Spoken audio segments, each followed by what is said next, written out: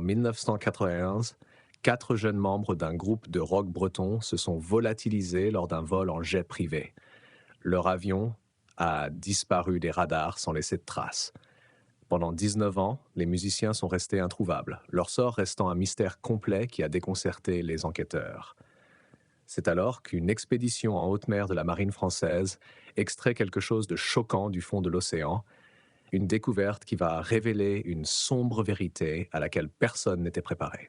La lumière de l'après-midi filtrait à travers les rideaux de dentelle du modeste salon d'Hélène Dubois à Saint-Malo, dessinant de délicats motifs sur les pages usées de son livre. À 63 ans, et Hélène avait appris à trouver la paix dans des moments aussi simples que ceux-ci, ses lunettes de lecture posées sur son nez, tandis qu'elle se perdait dans le confort familier d'un roman bien aimé. Ah, la petite ville côtière de Bretagne était son refuge depuis près de 20 ans, depuis ce jour terrible de 1991 où son fils de 20 ans, chanteur du groupe Ligne de Feu Écarlate, avait disparu. La sonnerie aiguë du téléphone de la cuisine rompt la tranquillité. Hélène soupire, marque soigneusement sa page avant de se lever de son fauteuil, ses articulations protestant légèrement, tandis qu'elle se dirige vers la cuisine, le linoléum frais sous ses pieds, glissant. « Allô ?» répondit-elle, s'attendant peut-être à un télévendeur ou à un faux numéro. Madame Dubois, la voix était formelle, officielle. C'est le capitaine de frégate Leclerc de la marine française. Je vous appelle de la police judiciaire de Saint-Malo au sujet de votre fils, Yann Dubois. Hélène a le souffle coupé. Après 19 ans, elle ne s'attendait plus à ces appels. De quoi s'agit-il? Madame, nous avons retrouvé ce que nous pensons être le jet privé dans lequel se trouvait votre fils et son groupe lorsqu'ils ont disparu. Nous avons besoin de vous à la base navale de Brest. Les mots l'ont frappé comme un coup de poing. Hélène s'agrippe au comptoir de la cuisine, les jointures blanches. « Je n'ai pas le temps de faire des farces, » dit-elle brusquement. « Mon fils a disparu il y a 19 ans dans un accident d'avion. Hélas, je ne crois pas qu'il soit encore en vie et je ne veux pas qu'on vienne troubler ma tranquillité. » Elle a claqué le combiné avant que l'homme ne puisse répondre, les mains tremblantes. Le chagrin qu'elle s'était efforcée d'étouffer menaçait maintenant d'éclater. Elle n'a pas seulement perdu Yann. Peu de temps après, son mari Marcel avait été admis dans un hôpital psychiatrique, bien qu'il ait été déclaré stable et libéré 5 ans plus tard, retournant à une vie calme et isolée. Il était resté distant d'Hélène et s'était retiré du reste de la communauté pour mener une vie tranquille. Le stress de la disparition de leur fils l'avait complètement changé. Hélène retourne à sa chaise, mais les mots sur la page se brouillent. Elle n'arrive pas à se concentrer. Le téléphone sonne à nouveau, insistant. Elle le laisse sonner 4 fois, 5, 6. Finalement, gênée par l'insistance, elle décroche. « Je vous ai dit, Madame Dubois, ne raccrochez pas, s'il vous plaît. » Cette fois, c'est une voix de femme, calme et professionnelle. « Je suis l'agent Claire Morel de la police nationale. Je comprends que c'est difficile à croire, mais nous avons effectivement retrouvé l'avion. La marine ne vous a pas fait de farce, madame. Nous avons besoin de vous à la base. » Hélène sent les larmes lui monter aux yeux. « Je suis désolée, » murmure-t-elle. « Je pensais que je viendrais. Merci. » « Madame Dubois, avez-vous besoin d'un transport? »« Non, je me débrouillerai. » Hélène raccroche et se prépare machinalement. Elle choisit une robe marine simple et des chaussures confortables. Ses mouvements sont automatiques et elle sort de chez elle pour se rendre à la gare. Une voiture familière s'arrête, la vitre se baisse et laisse apparaître les visages burinés de Patricia et Didier Lefebvre. « Hélène, la voix de Patricia est chargée d'émotion. Tu vas aussi à la base navale de Brest ?» Hélène acquiesce, incapable de parler. Malgré les années, elle les reconnaît immédiatement. Ce sont les parents de Tristan. Leur fils avait été le guitariste basse de Ligne de Feu Écarlate. « Venez avec nous », proposa Didier en ouvrant la porte de derrière. Hélène accepta avec reconnaissance et s'installa dans le siège en cuir. Patricia se tourne vers elle. Les Morel arrivent aussi, la tante et l'oncle de Damien, dont les parents sont décédés il y a 2 ans, et les Gauthier, les cousins de Rémy, dont les parents sont déjà morts de vieillesse. Le trajet dure quelques heures, dans un silence tendu, ponctué par les reniflements occasionnels de Patricia. Hélène regarde par la fenêtre les côtes bretonnes défiler. Lorsqu'elles arrivent enfin à la base navale de Brest, la sécurité est écrasante. Personnel de la marine, agents de la police nationale, police locale, équipe médico-légale et ce qui semblait être des scientifiques de l'expédition. L'agent Claire Morel les accueille à l'entrée, son badge luisant. Elle est plus jeune qu'Hélène ne s'y attendait, avec des yeux vifs qui ne ratent rien. Merci à tous d'être venus. Je sais que c'est difficile. Elle les conduit à travers la base jusqu'à un champ ouvert. Hélène eut le souffle coupé en voyant l'avion à réaction qui figurait sur les photos de Marcel. Son mari avait pris des photos avec leur appareil à pellicule avant que le groupe ne décolle, voulant se souvenir de ce qu'il avait appelé leur carrière d'étoiles filantes. Il avait développé ces photos pour en faire des souvenirs et des preuves pour la police. À présent, l'avion se trouvait devant eux, fantôme du passé, la rouille striant son fuselage autrefois blanc, les algues accrochées aux ailes comme des linceuls de deuil. Les bandes rouges, autrefois si vives, sont désormais marrons. Le docteur Martineau, scientifique en chef de l'expédition, s'avance. Nous étions en expédition écologique en haute mer pour explorer les cheminées hydrothermales. Notre sonar a détecté des reflets métalliques inhabituels. Lorsque la caméra de notre submersible a confirmé qu'il s'agissait d'un avion à 3600 mètres de profondeur, nous avons immédiatement contacté les autorités. Il fait un geste vers l'avion. La marine et la police nationale ont collaboré pour le récupérer à l'aide d'une grue marine robuste de notre navire de recherche. L'épave était étonnamment intacte. Portes scellées, fenêtres fissurées vers l'intérieur. Il est remarquable de constater à quel point la carrosserie du navire est bien conservée. Les yeux d'Hélène découvrent plusieurs sacs mortuaires disposés respectueusement sur des bâches près de l'avion. Son cœur se serre. Est-ce que c'est... L'agent Morel hocha la tête d'un air sombre. C'est pourquoi nous avons besoin de vous ici pour l'identification. Le docteur Martineau ajouta à des profondeurs extrêmes, avec peu d'oxygène, des températures froides et peu de perturbations, les corps se décomposent beaucoup plus lentement. Il est plausible qu'ils soient encore identifiables après 19 ans sous l'eau. Patricia Lefebvre saisit le bras de son mari. « S'il vous plaît, nous avons besoin de voir. » Les fonctionnaires échangent un regard avant d'ouvrir soigneusement le premier sac. Le gémissement de Patricia perce l'air. « Tristan, mon bébé. » Même après 19 ans, le pantalon rouge léopard était reconnaissable entre tous. Tristan Lefebvre, le bassiste, qui s'est toujours habillé de façon flamboyante, est identifié immédiatement. Le deuxième sac révèle Damien Morel, dont le gilet de cuir et la boucle de ceinture distinctive confirment l'identité. Sa tante et son oncle s'effondrent l'un contre l'autre en sanglotant. Les autres sacs contiennent des hommes qu'aucun d'entre eux ne reconnaît, ni le pilote, ni les hôtesses de l'air. Ils étaient vêtus de costumes coûteux, aujourd'hui détériorés, mais qui suggéraient encore la richesse.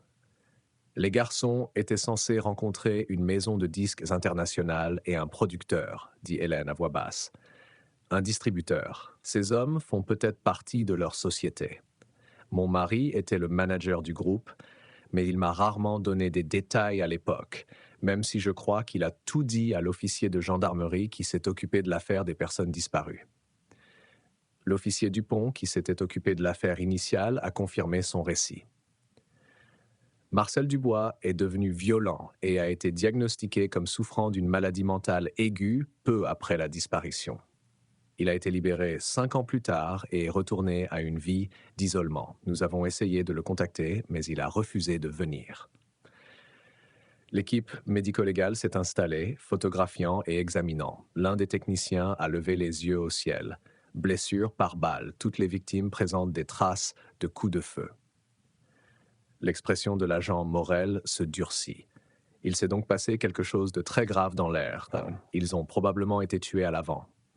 L'absence du pilote suggère que l'avion était en pilote automatique et qu'il a sauté en parachute. Hélène ressent une étincelle d'espoir désespérée. Les corps de Yann et Rémi ne sont pas là. Il y a peut-être une chance qu'ils soient encore en vie. C'est possible, concède l'agent.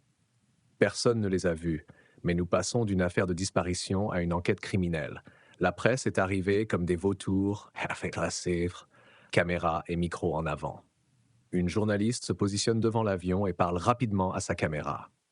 Ligne de feu écarlate, Yann Dubois au chant, Tristan Lefebvre à la basse, Damien Morel à la guitare rythmique et à la coécriture, Rémi Gauthier à la guitare. Beaucoup d'habitants se souviennent d'eux lors de petits concerts dans des cafés. Ils commençaient à avoir du succès en vendant leur musique lorsqu'ils ont disparu. Les familles sont interrogées une à une. Quand vient le tour d'Hélène, elle se tient devant les caméras, la voix ferme malgré ses mains tremblantes. J'avais perdu tout espoir, avoue-t-elle, mais avec ces nouveaux éléments, je prie pour que la police trouve quelque chose de plus sur mon fils. Elle regarde directement la caméra. Yann, si tu regardes cela, reviens vers moi, s'il te plaît. Reviens à la maison. Les autres familles ont continué à faire leur deuil publiquement, mais Hélène n'a pas pu. Elle a appris à taire ses émotions. À la fin des entretiens, un policier s'approche. « Madame Dubois, pouvons-nous vous raccompagner chez vous ?» Elle acquiesce avec reconnaissance. Alors qu'il se dirigeait vers la voiture de patrouille, elle aperçut l'avion une dernière fois. Pendant 19 ans, il avait reposé dans les profondeurs de l'océan, gardant ses terribles secrets. Aujourd'hui, ces secrets remontent à la surface et Hélène n'est pas sûre d'être prête pour ce qu'ils pourraient révéler. Le trajet jusqu'à la maison est silencieux. Le jeune officier semble comprendre qu'elle a besoin de calme. Lorsqu'ils sont arrivés chez elle, il l'a accompagnée jusqu'à la porte. « Madame, si vous avez besoin de quoi que ce soit. »« Merci, » dit Hélène à voix basse. Elle attendit que la voiture de patrouille disparaisse au coin de la rue pour entrer chez elle. Dans son couloir, Hélène appuie son dos contre la porte fermée et se laisse enfin aller. Les larmes coulent à flot. Les 19 ans de chagrin se déversent dans la sécurité de sa propre maison. Elle s'est laissée glisser sur le sol, sa robe marine s'accumulant autour d'elle, et a pleuré son fils perdu, les autres garçons décédés, toutes ces années passées à ne pas savoir. Après ce qui lui a semblé être des heures, mais qui n'a duré que 20 minutes, Hélène s'est ressaisie. Elle céda du mur pour se lever, ses genoux protestants, et se dirigea vers le petit bureau où trônait son vieil ordinateur. La machine se mit à ronronner lentement, et elle navigua jusqu'à son ancien forum Minitel. Elle n'avait pas posté de message depuis près de 10 ans. Le groupe de soutien aux familles de personnes disparues avait été sa bouée de sauvetage les premières années, mais elle avait fini par arrêter, incapable de supporter le cycle constant d'espoir et de déception. Aujourd'hui, ses doigts tremblent lorsqu'elle tape « Ils ont retrouvé l'avion ». Après 19 ans, la marine l'a sorti de l'océan. 2 des garçons étaient à l'intérieur, tués par balle. Mon Yann n'était pas là. Je ne sais pas quoi penser. Les réponses n'ont pas tardé à arriver. Certains lui ont offert des prières et des encouragements.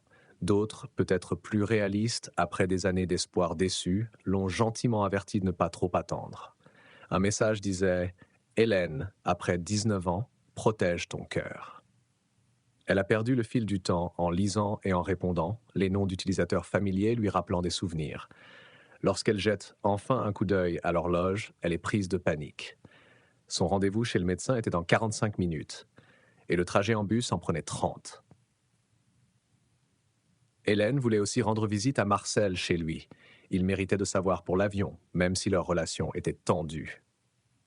Elle prend son sac à main et se dépêche de sortir, marchant aussi vite que ses jambes vieillissantes le lui permettent.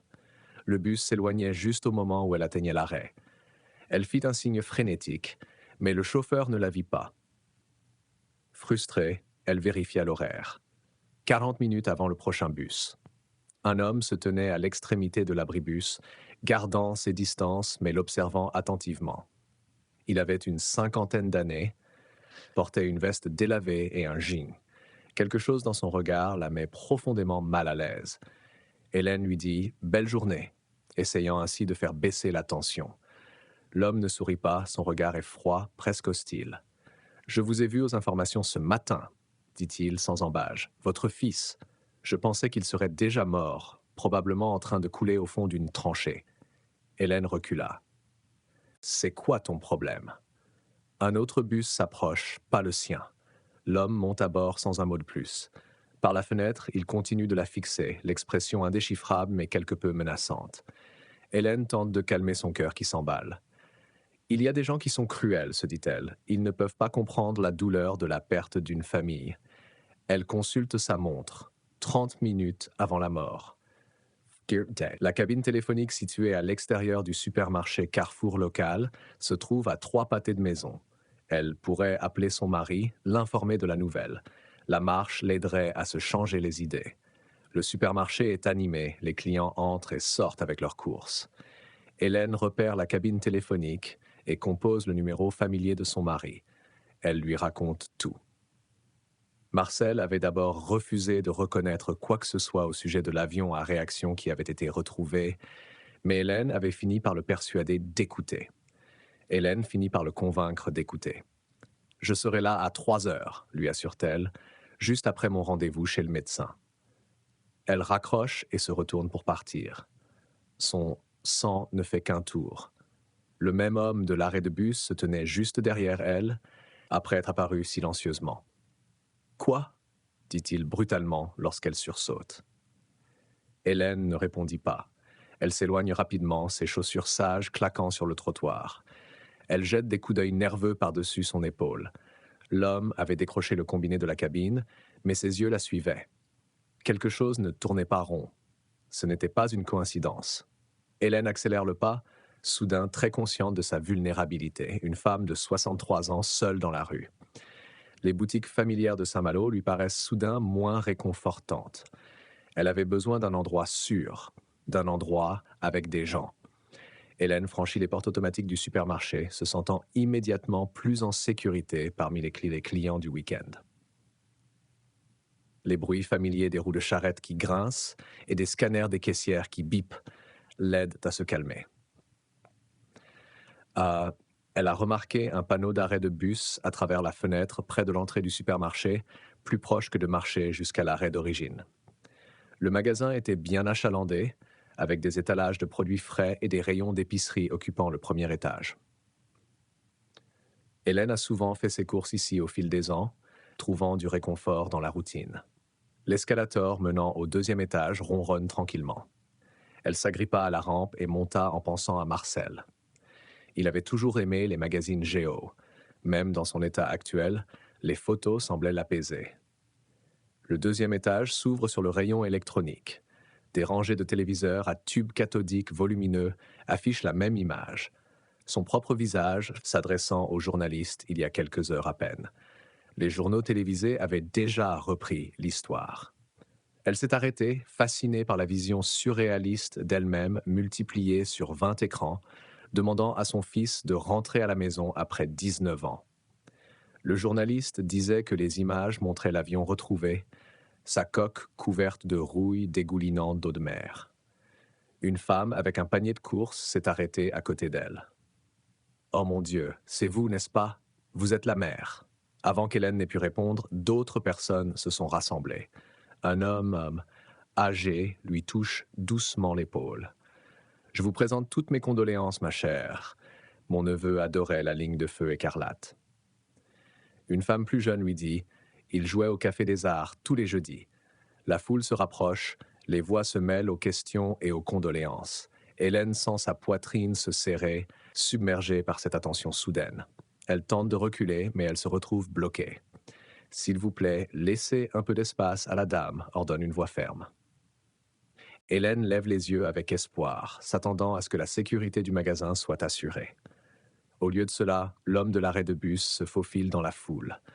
Avant qu'elle ne puisse protester, il lui saisit le poignet et l'éloigne, sa poigne étant d'une solidité à toute épreuve malgré ses tentatives de résistance.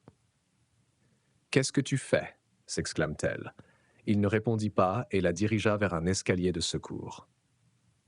La porte était marquée « Personnel autorisé seulement », mais était légèrement entr'ouverte. Il la poussa et l'entraîna à l'intérieur. La cage d'escalier était faiblement éclairée. Les murs en béton faisaient écho à leurs pas. Hélène dégagea sa main. « Pourquoi me suivez-vous » L'expression de l'homme était froide, professionnelle. « Je ne suis pas votre sauveur, madame. Je suis là pour vous surveiller et vous délivrer un message. » Il s'est rapproché et Hélène s'est reculée contre le mur. « Si vous en parlez à qui que ce soit, police, gendarmerie, n'importe qui, c'est la fin de tout. » D'un seul geste, il l'a rapprochée et a appuyé quelque chose de dur sur son ventre. Hélène baisse les yeux et voit le métal noir d'un pistolet. La terreur l'envahit. « S'il vous plaît, murmura-t-elle, si vous savez où est mon fils, s'il est vivant, si vous parlez, vous pouvez dire adieu à cette chance, a-t-il sifflé. Tu ferais mieux de t'enfoncer dans l'océan avant qu'il ne te trouve. L'homme qui m'a envoyé n'est pas gracieux. » L'esprit d'Hélène s'emballe. « Comment puis-je savoir que vous savez vraiment quelque chose sur Yann ?» L'homme l'étudie, puis parle doucement. « La fille du gardien de phare attend sur le rivage, comptant les étoiles qui sont tombées avant. Le sang d'Hélène se glace. Ce sont les paroles d'une chanson que Yann était en train d'écrire juste avant de disparaître. Il ne l'avait jamais terminée, jamais interprétée. Elle seule avait entendu ces mots un soir alors qu'il jouait la mélodie sur sa guitare acoustique. « Nous savons tout, poursuit l'homme. Vos rendez-vous chez le médecin toutes les 2 semaines, vos courses du mardi, votre mari à la colline du crépuscule, nous vous observons depuis des années. Mon fils est vraiment vivant. » La voix d'Hélène se brise. L'homme recula, tapotant son arme cachée. « Taisez-vous. Nous en reparlerons, mais si tu es imprudente, si tu en parles à qui que ce soit, je n'hésiterai pas. Il vous arrivera malheur à vous et à votre fils. » Il se retourna et descendit les escaliers, ses pas résonnant jusqu'à ce qu'ils s'estompent. Hélène resta figée, puis s'effondra contre le mur. Des larmes coulent sur son visage et elle tremble violemment. Son cœur bat si fort qu'elle craint qu'il ne lâche. La porte de secours s'ouvre soudain. Un jeune employé du magasin jeta un coup d'œil à l'intérieur, l'inquiétude se dessinant sur son visage. « Madame, vous allez bien? Vous ne devriez pas être ici? Voulez-vous que j'appelle un médecin ?» Hélène se force à se redresser. « Non, je vais bien. J'avais juste besoin d'un moment. » Dans ses yeux, il y a de la reconnaissance. « Vous êtes la dame du journal télévisé. Je suis désolé pour votre fils. » « Merci, dit Hélène en le dépassant. Elle avait complètement oublié le magazine Géo. Tout ce qui comptait maintenant, c'était de s'enfuir. Elle trouve l'escalator et descend rapidement, s'agrippant à la rampe avec les jointures blanches. La sortie du supermarché lui semble à des kilomètres. Par les portes vitrées, elle aperçoit son bus qui s'approche. Hélène jaillit à l'extérieur et se dirigea vers l'arrêt en courant et en trébuchant. Les portes s'étaient déjà refermées, mais le vieux chauffeur la vit lui faire un signe désespéré. « S'il vous plaît, » souffle-t-elle. Le chauffeur, un homme au visage aimable qui semblait avoir plus de 70 ans, rouvrit les portes. « Prenez votre temps, ma chère. » Hélène monte à bord, cherchant sa carte de bus d'une main tremblante. « Merci beaucoup. » Elle se dirige vers l'espace réservé aux personnes âgées et s'effondre dans un siège. Lorsque le bus s'éloigne, elle jette un coup d'œil au supermarché. Aucun signe de l'homme, mais ses paroles résonnent dans son esprit. Cela fait des années que l'on surveille. Si Yann était bien vivant, qu'était-il devenu?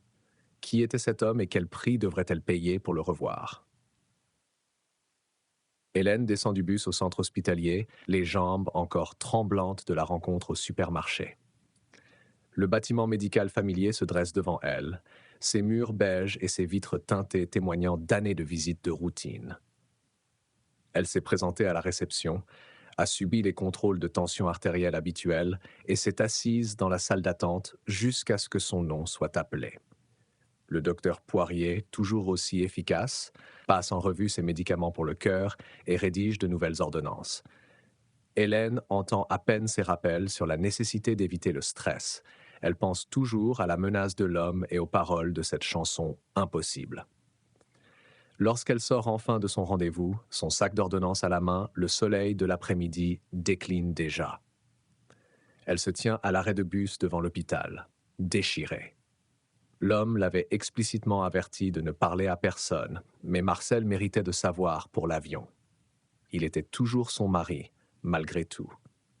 Elle ne pouvait pas l'abandonner. Le klaxon d'une voiture la sortit de ses pensées. De l'autre côté de la rue, une berline sombre roulait au ralenti. L'homme de tout à l'heure était assis au volant et lui fit signe de s'approcher d'elle d'un signe de tête sec. L'estomac d'Hélène se serre. Elle envisage de retourner à l'hôpital en courant, mais les paroles de l'homme de tout à l'heure résonnent. Il vous arrivera malheur, à vous et à votre fils. Elle traversa la route lentement, chaque pas lui semblant une trahison de son jugement. L'homme baisse sa vitre. « Montez à l'arrière », ordonne-t-il. Hélène hésite. « Je ne sais même pas qui vous êtes. » Sur la banquette arrière, tout de suite. Son ton ne laisse aucune place à la discussion. Contre tout instinct, Hélène ouvre la porte arrière et se glisse à l'intérieur. Les serrures s'enclenchent immédiatement. Je sais que vous vouliez rendre visite à votre mari. Vous attendez le bus pour aller dans cette direction, pas pour rentrer chez vous, dit l'homme en s'engageant dans la circulation. Je ne peux pas laisser faire ça. Je ne dirai rien sur vous, proteste Hélène. Je dois juste lui parler de l'avion. Il a le droit de savoir. Non, tu ne peux pas.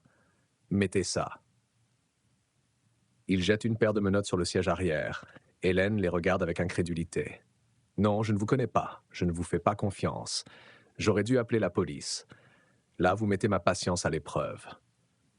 D'un geste fluide, l'homme se retourna et attrapa les poignets de la jeune femme, lui passant les menottes malgré ses efforts. Si tu fais un bruit, je te tue sur place. La terreur paralyse Hélène tandis que l'homme reprend la route.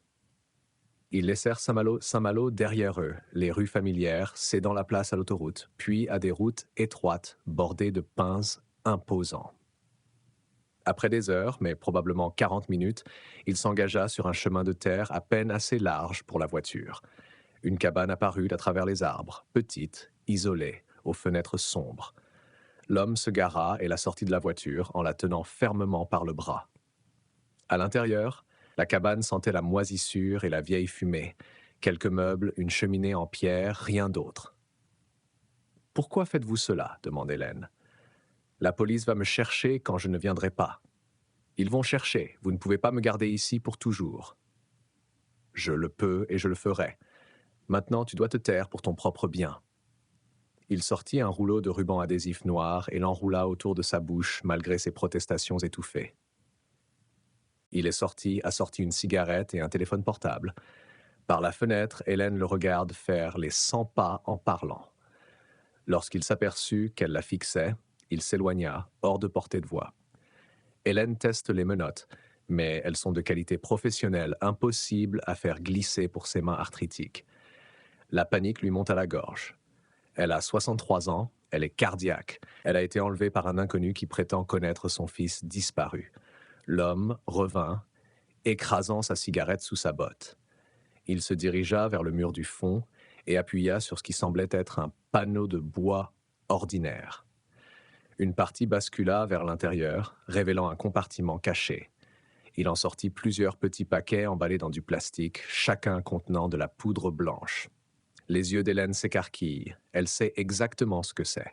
Il arrache le ruban adhésif de sa bouche. Elle sursaute. « Qu'est-ce que c'est? Il faut que tu avales ça. » « Ce sont des médicaments, » dit Hélène en secouant violemment la tête. « Non, je ne veux pas. Tuez-moi s'il le faut, mais je ne ferai pas ça. » « Pourquoi me faites-vous cela? Je ne suis qu'une vieille femme éplorée qui mourra bientôt de toute façon. » L'homme pose les paquets sur la table. « Je m'appelle Éric Caron. J'ai des affaires avec votre fils. Si vous voulez le voir un jour, vous ferez exactement ce que je vous dis. »« S'il vous plaît, supplie Hélène. J'ai des problèmes cardiaques. Cela pourrait me tuer. Si vous êtes un homme honnête, il doit y avoir un autre moyen. » Éric a sorti son arme et l'a appuyée sur la tempe de la jeune femme. « Je ne suis pas un homme bon. Vous avalez ces paquets ou j'appuie sur cette gâchette. 3 secondes. 1, s'il te plaît. 2. » Les mains tremblantes, Hélène saisit l'un des paquets. Il était petit, bien emballé. Elle le posa sur sa langue et se força à l'avaler, puis un autre et encore un autre. 4 au total. 4 au total. Éric abaisse son arme et sort un flacon de pilules. « Prends ça. Elles aideront à garder les paquets intacts à l'intérieur de toi. » Hélène avale les pilules cul-sec. Des larmes coulent sur son visage. « Ne posez pas de questions, » dit Éric. « C'est mieux pour tout le monde, surtout pour toi, si tu ne sais pas grand-chose. Cela ne te tuera pas. Tu n'es qu'un transport. » Il lui menotte les mains et l'attache à une chaise en bois à l'aide d'une corde grossière. « Quelqu'un viendra bientôt te chercher.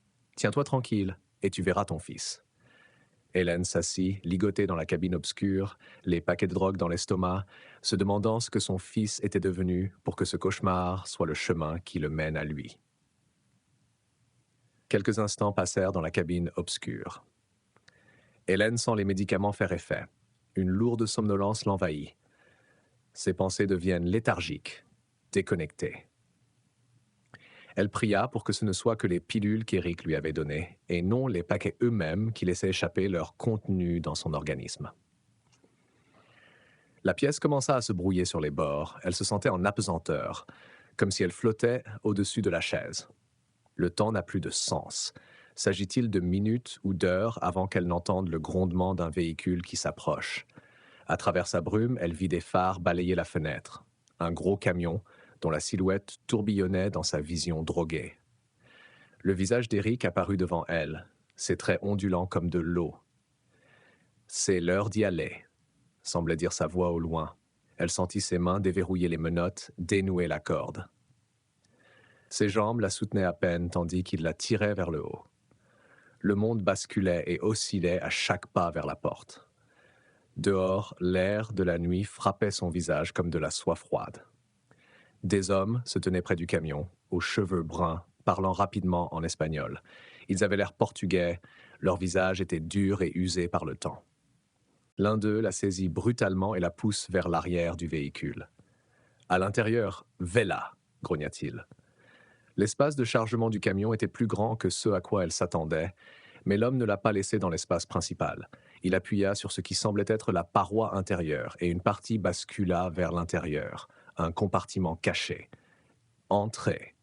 Ne faites pas de bruit. » Hélène se faufila dans l'ouverture. Ah, ses yeux drogués s'adaptèrent lentement à l'obscurité. Les formes devinrent des personnes, des femmes, toutes jeunes, certaines semblant avoir à peine 18 ans. Elles étaient assises contre les murs, silencieuses et le regard creux. Elle était la seule à avoir plus de 30 ans, et encore moins plus de 60 ans. La prise de conscience la frappait, même à travers le brouillard des médicaments. Elle avait vu cela dans des films, lu des articles dans les journaux, trafic d'êtres humains, contrebande de drogue. Elle en faisait partie maintenant, volontairement ou non. La porte secrète se referme, les plongeant dans l'obscurité la plus totale. Le moteur du camion se mit à rugir et ils se mirent en route. Hélène trouva une place contre le mur et s'y enfonça, les genoux remontés. Le temps n'a plus de sens dans l'obscurité. Le camion s'arrête de temps en temps, elle entend des voix étouffées. Parfois, la porte principale de la cargaison s'ouvre, mais leur compartiment caché reste scellé.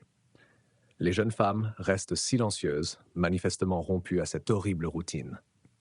Hélène s'assoupit légèrement, se réveillant lorsque le camion heurte des bosses. Peu à peu, les effets des médicaments s'estompent.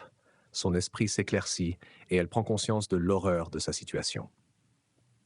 Elle traversait clandestinement des frontières inconnues avec de la drogue dans le corps, entourée de femmes victimes de la traite. Après ce qui lui a semblé être des jours, mais probablement des heures, le camion s'est finalement arrêté pour de bon. Des voix différentes se font entendre, dures, gutturales, parlant un français accentué et ce qui semble être du russe.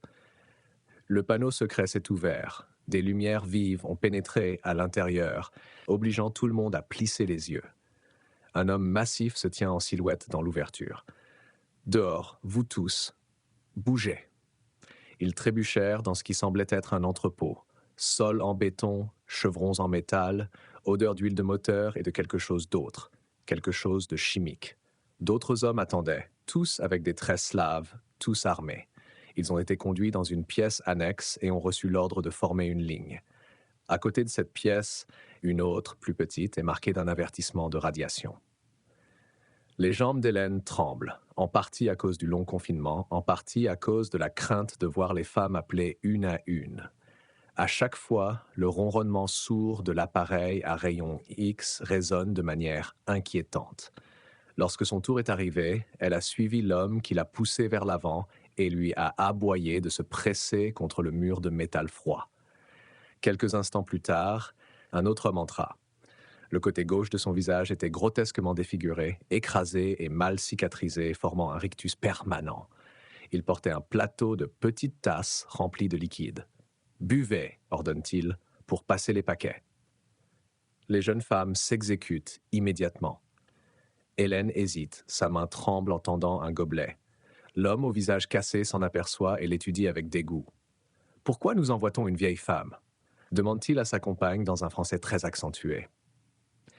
Elle peut à peine se tenir debout et n'a reçu que 4 paquets. « Je ne sais pas, répondit l'autre. Il faut demander au patron. L'homme au visage cassé se pencha près d'Hélène, le souffle court. Bois, babouchka, ou je te fais boire. Hélène avale le liquide amer. Dans son esprit, elle se maudit d'avoir fait confiance à Eric. Elle aurait dû le laisser l'abattre dans cette cabane, au moins cela aurait été rapide. Maintenant, elle était seule, à la merci de ces monstres. J'emmène la vieille femme à Boris, annonça l'homme au visage cassé. Il s'occupera d'elle. Nous pourrions envoyer un message au fournisseur. La prochaine fois, pas de mamie saccagée qui ne peut même pas se tenir droite. Celle-ci est un produit défectueux. Les autres femmes regardent Hélène avec des yeux vides. Elles ont vu trop de choses pour éprouver de la sympathie. L'homme lui saisit le haut du bras, ses doigts s'enfonçant profondément. Ses muscles minces ne la protègent pas. Elle sent la poigne de l'homme grincer contre l'os. « Bougez », ordonne-t-il en l'entraînant vers la porte. Hélène tituba, se demandant si elle reverrait un jour la lumière du jour, si ce voyage cauchemardesque l'amènerait vraiment à Yann, ou si elle disparaîtrait simplement comme tant d'autres qui ont croisé ces hommes. Ils sortirent de la pièce et traversèrent une série de couloirs plus sombres, les uns que les autres. La poigne de l'homme au visage cassé ne se desserre pas sur le bras d'Hélène. Enfin, il s'arrêta devant une porte noire dont la peinture s'écaillait comme une peau malade. Il l'ouvrit d'un coup sec, révélant un escalier qui s'enfonçait dans les ténèbres. La température baisse à chaque marche. Au bas de l'escalier, une autre porte noire attendait. L'homme l'ouvrit et poussa Hélène. Elle trébucha, manqua de tomber, mais il lui attrapa à nouveau le bras et la remit d'aplomb. La pièce qui l'accueillit était un cauchemar devenu réalité. Mur rouge, sol rouge. Elle s'en rendit compte avec horreur lorsque l'odeur la frappa de plein fouet. Viande crue et déchets humains, la puanteur d'un abattoir mélangée à celle d'une fosse septique. Au centre de la pièce, 3 femmes sont agenouillées en ligne, les yeux bandés, bâillonnées, les mains liées dans le dos. Elles tremblent, mais ne font aucun bruit. Un homme se tient de dos à elles, arme levée, visant la tête de la première femme. « Gérard, attends! Où est Boris ?» cria l'homme au visage cassé. « J'ai besoin de lui pour régler cette affaire. Le fournisseur nous a envoyé la vieille femme pour la mule. » Le dénommé Gérard se retourne et le monde d'Hélène bascule. Malgré les 19 ans, malgré le contexte différent, elle connaît instantanément ce visage. Rémi Gauthier, l'ami de son fils, le guitariste principal de Ligne de Feu Écarlate. Son visage de bébé n'a pas vieilli, il est encore enfantin. Leurs regards se croisent, la reconnaissance brille dans le sien, immédiatement suivie de l'inquiétude. « Je crois que vous êtes », commence Hélène. Rémi se racla bruyamment la gorge, la coupant dans son élan. « Trouvez-moi un bâillon, un bandeau et des attaches », aboya-t-il à l'homme au visage cassé. Tout de suite. Les objets furent produits rapidement. Rémi agit avec une efficacité éprouvée, bâillonnant d'abord Hélène, puis lui bandant les yeux, et enfin lui attachant les poignets avec des liens en plastique. Ses mains étaient fermes, professionnelles, rien à voir avec le gentil garçon qui jouait de la guitare dans son garage. « Je vais l'emmener à Boris », dit Rémi, « qu'il s'occupe de ça. » Il pressa l'arme dans la main de l'homme au visage cassé. « Vous en finissez avec ces 3-là. » Même à travers le bandeau, Hélène perçoit le plaisir de l'homme. « Da, je finis. » La main de Rémi se referme sur le bras d'Hélène, plus douce que celle de l'homme précédent, mais toujours ferme. Il la guide vers ce qu'elle suppose être la porte. Derrière eux, elle entend des pas, le gémissement étouffé d'une femme. Ils montaient les escaliers lorsque le premier coup de feu retentit, puis le deuxième, puis le troisième, 3 exécutions précises. L'estomac d'Hélène se soulève, mais le bâillon l'empêche de vomir. Les larmes s'infiltrent dans le bandeau. Rémi continue de la tirer vers le haut, vers la porte noire, vers le couloir supérieur. Son rythme était rapide, mais pas paniqué. C'était la routine pour lui. Hélène s'en rendit compte. L'ami de son fils, le garçon timide qui rougissait quand les filles lui parlaient, était venu cela. Il marche en silence dans un autre couloir. Hélène compte ses pas, essayant de garder le sens de l'orientation, mais le bandeau désoriente. Finalement, Rémi s'arrête. Elle entendit une porte s'ouvrir et il la guida à l'intérieur de ce qui semblait être un espace plus petit, un bureau, peut-être à l'écart de l'étage principal de l'entrepôt. L'horreur de ce dont elle avait été témoin, combinée au choc de voir Rémi, rendait ses jambes faibles. Si Rémi était là, vivant, travaillant pour ces monstres, alors peut-être que Yann l'était aussi. Ils entrent dans la salle, et Rémi s'arrête. Il frappa à une porte intérieure. 3 coups secs, une pause, puis 2 autres. Hélène entendit des serrures tourner de l'intérieur. La porte s'ouvrit et on la poussa. « Asseyez-vous », ordonne Rémi. Hélène se laissa glisser avec précaution dans ce qui semblait être un fauteuil en cuir, toujours aveuglé et ligoté. Elle entendit la porte se refermer et se verrouiller à nouveau. Puis des mains se posèrent sur son visage, enlevant le bâillon. Elle halète pour respirer de l'air pur. Les attaches zippées furent ensuite coupées, libérant ses poignets. Enfin, des doigts froids soulevèrent le bandeau. Hélène cligna des yeux dans la lumière fluorescente et son cœur s'arrêta. Yann est agenouillé devant elle, son fils, après 19 ans. Son fils. Les mêmes cheveux longs et ondulés, même s'ils sont maintenant striés de gris prématuré. La même peau pâle que les étrangers avaient souvent prise pour de l'albinisme. Les mêmes lèvres pleines et les mêmes yeux enfoncés, plus vieux, plus durs, mais indéniablement Yann. Yann, craque la voix d'Hélène. C'est bien toi? Elle se tourne vers Rémi, confirmant ce qu'elle soupçonnait. Vous êtes Rémi, n'est-ce pas? Éric a tenu sa promesse. Yann dit à voix basse. Rémi s'est moqué. Cet homme n'est pas moins méchant qu'Alexei Orlov. Les yeux d'Hélène balaient le bureau. Sur le bureau, une plaque indique directeur. Son estomac se serre. Qu'est-ce qui s'est passé? Vous travaillez tous les deux pour ces gens-là? Pas le temps d'expliquer, dit Yann avec insistance, et personne ne doit savoir que nous sommes de la même famille, compris? Avant qu'Hélène ne puisse répondre, le chaos éclate à l'extérieur. Des hommes crient en russe et en français, des coups de feu retentissent, des cris retentissent. Rémi réagit immédiatement, jetant le pen dormant sur la porte du bureau. Yann se dirigea vers un classeur, ouvrit un tiroir et en sortit 2 armes de poing. Il y a un téléphone. Hélène le repère sur le bureau. Il faut appeler la police. Ils vont nous sauver. Nous pourrons reprendre notre vie. Non, maman. La voix de Yann est dure. C'est notre vie maintenant. Les hommes de Waterik sont en train de prendre cet endroit. Il a promis de me réunir avec toi si je prenais son parti. Il nous protégera. Non. Hélène se lève et attrape le téléphone. Ce n'est pas une fatalité. Yann s'interpose entre elle et le bureau, lui barrant la route. Ses yeux sont froids, inconnus. Vous ne comprenez pas. Je ne m'attendais pas à retrouver mon fils comme ça. Les larmes coulent sur le visage d'Hélène. Vous n'êtes pas un criminel. Vous êtes la victime d'un accident d'avion. La frontière entre victime et criminel est parfois ténue, répond Yann. Il faut faire ce qu'il faut pour rester en vie. Des poings lourds frappent la porte. Boris, appelle un gros accent russe. Ouvrez la porte. On s'est fait attaquer. Alexei est parti. Il faut sécuriser le bureau. Yann et Rémi échangent un regard mais restent silencieux. D'autres coups de marteau, d'autres demandes en russe, puis des coups de feu juste derrière la porte. Les voix russes se coupent en plein milieu de la phrase. Hélène entend des corps s'écraser sur le sol. Un autre coup est frappé, plus léger, presque désinvolte. « C'est moi », dit une voix aux accents portugais. Éric. Rémi regarde Yann, qui acquiesce. Hélène regarde son fils saisir son arme avec une aisance certaine. L'innocence qu'il avait possédée autrefois a été enlevée par 19 ans d'enfer. Rémi déverrouilla la porte avec précaution. Éric Caron entra rapidement, sa chemise éclaboussée de sang, l'odeur âcre de la poudre s'accrochant à lui. Il referma la porte derrière lui et jeta les verrous. « C'est fait », annonce Éric en essuyant la sueur de son front. « Mes hommes et moi avons respecté notre part du marché. Cet empire m'appartient désormais. » Il regarda directement Yann. « Je veux votre loyauté à tous les deux. J'ai bien traité Alexei dans son bureau. Je lui ai mis 3 balles dans la tête. » Alexei Orlov nous a promis la gloire, poursuit Éric. Il a dit que si nous trafiquions de la drogue et blanchissions de l'argent par le biais de tournées, il ferait de nous des stars. Mais il n'a jamais tenu cette promesse. Il m'a gardé ici comme manager pendant qu'il couchait avec des filles et comptait l'argent.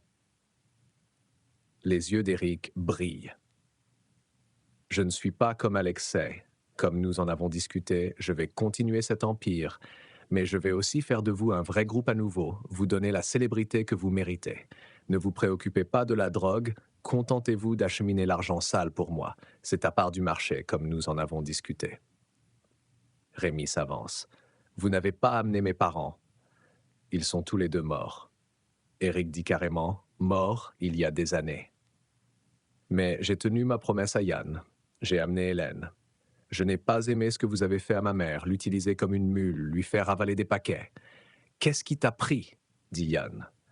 Ta mère allait rendre visite à ton père, rétorque Eric. Qu'est-ce que tu attendais de moi?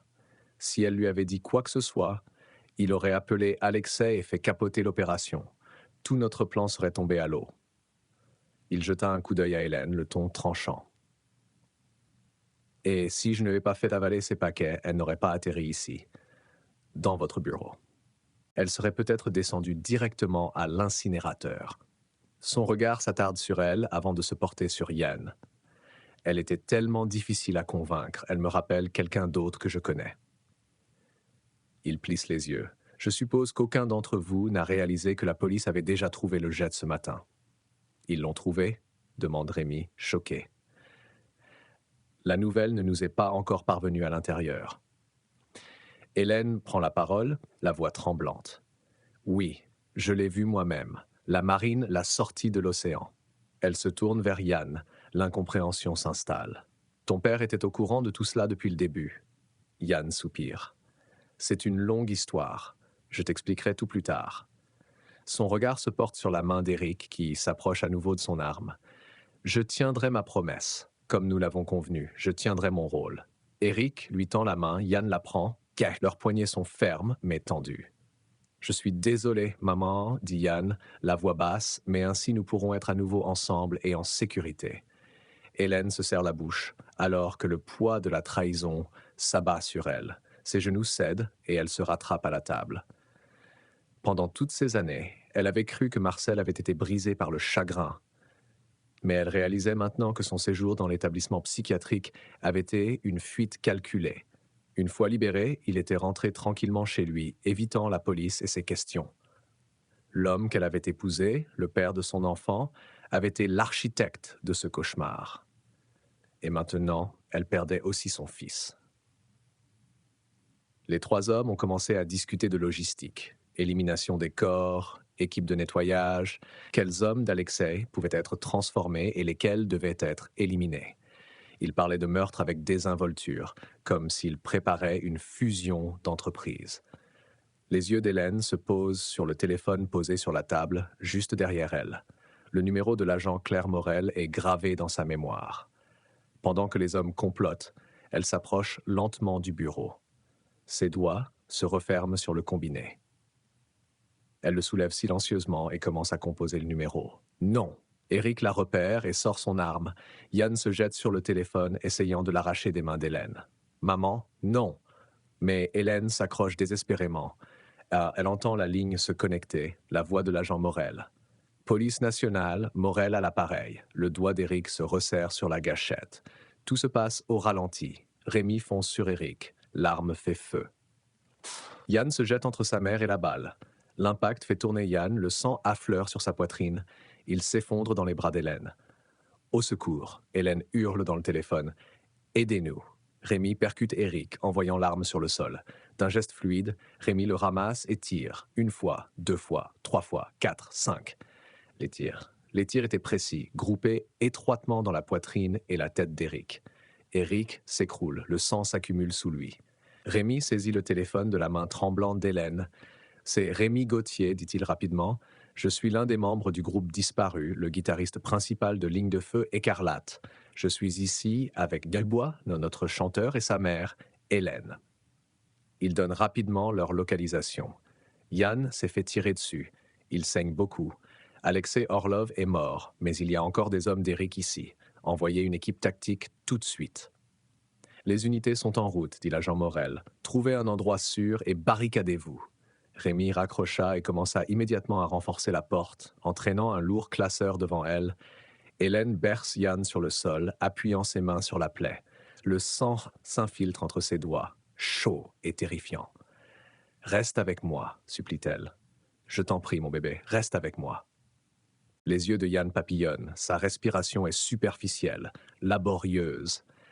Le sang traverse sa chemise et s'accumule sur le sol. Dehors, ils entendent les sirènes approcher, pas seulement quelques-unes, mais ce qui semble être une flotte entière. Des coups de feu éclatèrent dans l'entrepôt tandis que les équipes tactiques s'attaquaient aux criminels restants. Hélène maintient la pression sur la plaie. Ses mains sont gorgées du sang de son fils. Elle prie plus fort qu'elle ne l'a jamais fait, suppliant Dieu d'épargner son enfant. À l'extérieur, les coups de feu s'intensifient puis s'éteignent progressivement. Des minutes qui semblaient être des heures s'écoulèrent. Enfin, une voix appelle à travers la porte. Équipe tactique du GIN. Le bâtiment est sécurisé. Rémi déplace le classeur et déverrouille la porte. Des officiers tactiques en tenue affluent. « Il nous faut des médecins », s'écrie l'un d'eux en voyant le sang. « Avez-vous vérifié la salle rouge souterraine » demanda Rémi avec insistance. « L'incinérateur » ? « Rien à signaler », confirme un officier. Toute l'installation est sécurisée. Les ambulanciers se précipitent avec des brancards. Ils écartent doucement mais rapidement Hélène et commencent à s'occuper de Yann. Une autre équipe examine Eric, mais il est clair qu'il est hors d'état de nuire. Il est décédé, annonce un secouriste. Plusieurs blessures par balle à la tête et au torse, perte de sang massive. Un officier s'approche de Rémi. « Qui lui a tiré dessus ?»« C'est moi », dit Rémi d'un ton ferme. « Il allait tous nous tuer. » Il soulève Yann sur la civière. Hélène les suit, les mains tremblantes de sang, à travers l'entrepôt. Elle voit les séquelles de la bataille, des corps recouverts de draps, des marqueurs de preuves, des agents de la police nationale qui documentent tout. Après 19 ans d'interrogation, elle avait retrouvé son fils, mais à quel prix? Ils ont été conduits hors de l'entrepôt dans l'air frais de la nuit. Les véhicules d'urgence remplissent le parking. Ambulances, voitures de police, camionnettes du GIGN. Des lumières rouges et bleues colorent l'ensemble de manière changeante. Les ambulanciers chargent le brancard de Yann dans une ambulance, tandis qu'une autre équipe place le sac mortuaire d'Éric dans un autre véhicule. Hélène vit l'agent Claire Morel sortir d'un SUV noir qui venait d'arriver. Le bureau local de la police nationale était manifestement plus éloigné que la base de l'équipe tactique locale. Madame Dubois appelle d'urgence un secouriste. Nous devons partir maintenant. Chaque minute compte. Claire s'est approchée en courant. « Allez-y », dit-elle fermement. « Je vous retrouve à l'hôpital. Nous prendrons la déposition de Rémi ici. » Hélène se tourne vers Rémi qui se tient avec les officiers, les mains non menottées, mais la posture défaite. « Je vous verrai plus tard, Rémi. Nous parlerons. Je ferai ce qu'il faut. » Rémi promet, la voix épaisse. « Je le jure. Je le jure. Merci. » Hélène murmure. « Merci » et monte dans l'ambulance. Les portes se referment et l'ambulance s'élance dans les rues, sirène hurlante. Un ambulancier s'occupe de Yann, vérifie ses signes vitaux, ajuste les perfusions. Hélène s'agrippe à la banquette, observant le visage pâle de son fils. À l'hôpital, tout se déroule dans un chaos contrôlé. Yann est emmené aux urgences, tandis que le corps d'Éric est envoyé à la morgue. Hélène se retrouve dans une salle d'attente, sous des lumières fluorescentes. Son cœur s'emballe dangereusement. Le docteur Poirier l'avait mise en garde à plusieurs reprises contre le stress dans son état. Elle se force à respirer lentement, régulièrement. Elle doit rester forte pour Yann. Une crampe soudaine dans l'abdomen la fait sursauter. Les médicaments de l'entrepôt font effet. Elle fait signe à une infirmière. « J'ai avalé des paquets de médicaments », dit-elle avec insistance. « Je dois les faire passer. » L'infirmière écarquille les yeux. Jarrement, les yeux de l'infirmière s'écarquillent. « Venez avec moi immédiatement. » Ils emmènent Hélène dans une salle spécialisée. L'infirmière enfile des gants et rassemble du matériel. Un bassin, des sacs de preuves, des outils médicaux. « Nous devons récupérer ces objets en toute sécurité », explique-t-elle. Les emballages pourraient se rompre s'ils n'étaient pas manipulés correctement. Hélène est placée au-dessus du bassin. L'infirmière la surveille de près pendant que son corps expulse les paquets un par un. Chaque paquet a été soigneusement récupéré à l'aide de pinces, inspecté pour vérifier qu'il n'était pas endommagé et placé dans des sacs de preuves. Le processus est humiliant mais nécessaire. 4 paquets ont été récupérés, a indiqué l'infirmière, tous intacts. Par la suite, Hélène a été admise en observation. Elle a expliqué à l'équipe médicale qu'elle souffrait d'une insuffisance cardiaque congestive débutante. On lui fait des électrocardiogrammes, des prises de sang, et on la surveille attentivement. Le stress avait effectivement mis son cœur à rude épreuve, mais son état était stable. Quelques heures plus tard, Alors qu'Hélène est allongée sur son lit d'hôpital, l'agent Claire Morel arrive avec son partenaire. Les médecins nous ont mis au courant, Curry dit Claire avec douceur.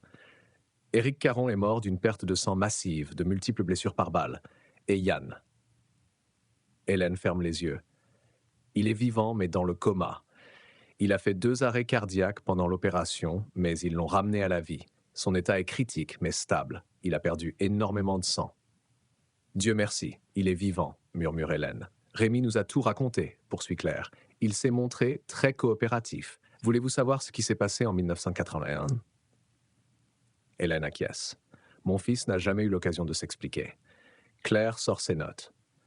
D'après Rémi, votre mari Marcel était leur manager. Il a invité le groupe à ce qu'il a appelé un voyage de célébration en jet privé, leur a promis un contrat avec un distributeur international. Elle fait une pause. Mais à bord, ils ont rencontré Alexei Orlov. Marcel leur a révélé le véritable objectif. Le groupe devait blanchir l'argent de la drogue par le biais de tournées, en faisant transiter l'argent du cartel par la vente de billets et de marchandises. Hélène se sent mal. Marcel a planifié cela ? Lorsque Yann et Tristan ont refusé, Marcel et 2 hommes de main du cartel ont sorti leurs armes. Une bagarre a éclaté. Tristan a été abattu en essayant de se défendre. Damien a été exécuté pour avoir tenté de contacter le contrôle aérien par radio. Yann a été épargné parce qu'il était le fils de Marcel. Rémi est d'accord pour coopérer s'il protège sa famille. Il mentionne qu'il a toujours été le plus mignon, le plus apprécié du public. Alexei y a vu un intérêt pour l'opération de blanchiment. Claire poursuit. Votre mari a convaincu Yann de travailler pour Alexei, en le menaçant de vous tuer s'il refusait. Après les meurtres, Alexei avait besoin de se débarrasser des preuves. Le pilote, un des hommes d'Alexei, a mis le pilote automatique en direction de la mer d'Iroise. Ils ont sauté en parachute où l'équipe d'Alexei les a attendus pour les transporter. Pourquoi n'a-t-on pas retrouvé l'avion pendant 19 ans ? L'avion volait à basse altitude, évitant ainsi la plupart des radars. En 1991, il y avait des lacunes dans l'Atlantique. La balise de détresse avait été enlevée et le site de l'accident était trop profond pour la technologie de récupération de l'époque. Hélène pleure à chaudes larmes. Mon fils a travaillé pour des monstres pendant 19 ans. Je les ai entendus dire qu'il prenait des vies, qu'il utilisait des femmes et des enfants comme des mules. Alexei et Éric sont morts, mais Yann et Rémi n'étaient que des garçons pris dans le mal de mon mari. Qu'est-ce qu'ils deviennent maintenant ? Claire soupire. Marcel est en cours de traitement. Les années qu'il a passées à éviter les interrogatoires sous prétexte d'instabilité mentale ne le protégeront plus. Nous allons engager des poursuites. Quant à Yann et Rémi, c'est complexe. Les procureurs pourraient les présenter comme des criminels volontaires, mais nous insistons sur le fait qu'ils ont été des victimes forcées. Le tribunal considérera qu'il s'agissait d'adolescents menacés de mort dans leur famille. La coopération de Rémi est d'une grande aide. Avec une bonne représentation, il pourrait bénéficier d'une réduction de peine ou même d'une immunité s'il témoigne contre l'organisation. Les parents de Rémi sont morts il y a des années, dit Hélène doucement. Il ne le savait peut-être pas isolé comme il l'était. Il est au poste en ce moment, il fait une déposition complète. Je veux lui parler quand je me sentirai mieux. On peut arranger ça. Claire se lève. Nous vous tiendrons au courant de l'évolution de la situation. Après le départ des agents, Hélène a appelé l'infirmière. Je dois voir mon fils. On lui apporte un fauteuil roulant et on l'aide à passer du lit au siège. L'infirmière l'a poussé dans des couloirs calmes jusqu'à l'unité de soins intensifs. À travers les portes vitrées, elle l'a vu. Yann est immobile, branché à de multiples machines. Un ventilateur respire pour lui, des moniteurs surveillent ses signes vitaux, des bandages recouvrent sa poitrine. Il a l'air si jeune, si vulnérable.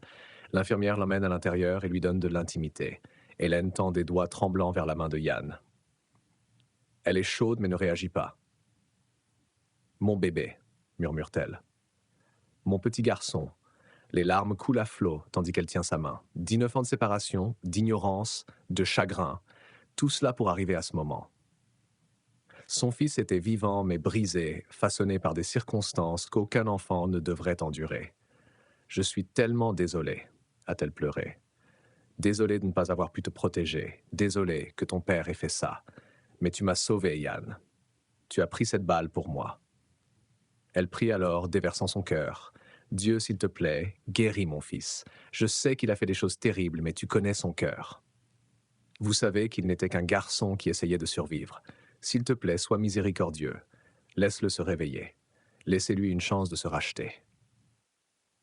Hélène serre doucement la main de Yann. Je me battrai pour toi, promet-elle. C'est à ton père de payer pour ses crimes, pas à toi. Tu as été une victime, mon chéri, mon brave garçon perdu qui a fait ce qu'il devait faire. Les machines émettent des bips réguliers, marquant le temps. Yann reste immobile, enfermé dans son coma. Mais Hélène est restée, lui tenant la main, enfin réunie avec son fils après 19 ans de questions. Elle avait des réponses. Après 19 ans d'absence, elle avait une présence. Ce n'étaient pas les retrouvailles dont elle rêvait, mais elles étaient réelles. Elle resterait ici aussi longtemps qu'on la laisserait faire, veillant sur l'enfant qu'elle avait perdu et retrouvé, priant pour un dernier miracle qu'il ouvre les yeux et l'appelle à nouveau sa mère.